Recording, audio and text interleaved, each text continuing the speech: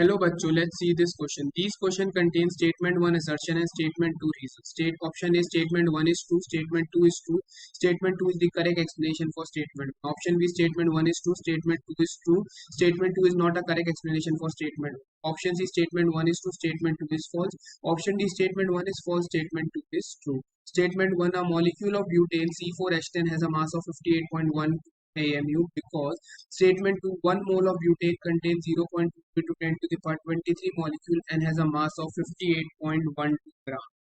अब इस क्वेश्चन को समझने के लिए हमारे को कुछ की कॉन्सेप्ट्स के ऊपर ध्यान देना होगा। की कॉन्सेप्ट हमारे पास क्या है? हमारा ब्यूटेन का मॉलिक्यूलर फॉर्मूला है C4H10। तो अगर मैं इसका मॉलिक्यूलर मास निकाल के लाऊंगा तो कार्बन का एटॉमिक नंबर मास कितना होता है? 12.011 AMU और हाइड्रोजन का एटॉमिक मास कितना होता है? 1.0074 AMU। तो अगर मैं C4H10 का मॉलिक्यूलर मास निकालना चाहता हूं तो 4 इंटू 12.011 आ जाएगा प्लस 10 इंटू 1.0074 हमें देखने को मिलेगा, जो कि सॉल्व होके आएगा 58.12 AMU। तो यानी मॉलिक्यूल ऑफ ब्यूटेन का मास, एक मॉलिक्यूल ऑफ ब्यूटेन का मास कितना है? 58.12 AMU है।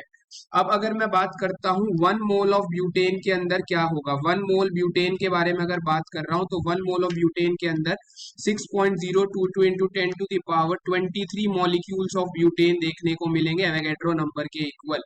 एंड हमें पता है 1 मोल जो होता है it is also equal to the molecular mass that is 58.12 gram के इक्वल भी हो जाएगा।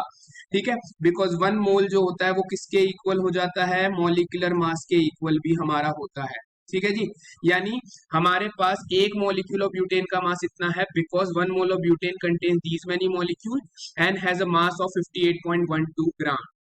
ठीक है, यानी हमारा करेक्ट आंसर क्या हो जाएगा? Option A statement 1 is true, statement 2 is true and statement 2 is the correct explanation for statement 1। I hope you understood it well. All the best.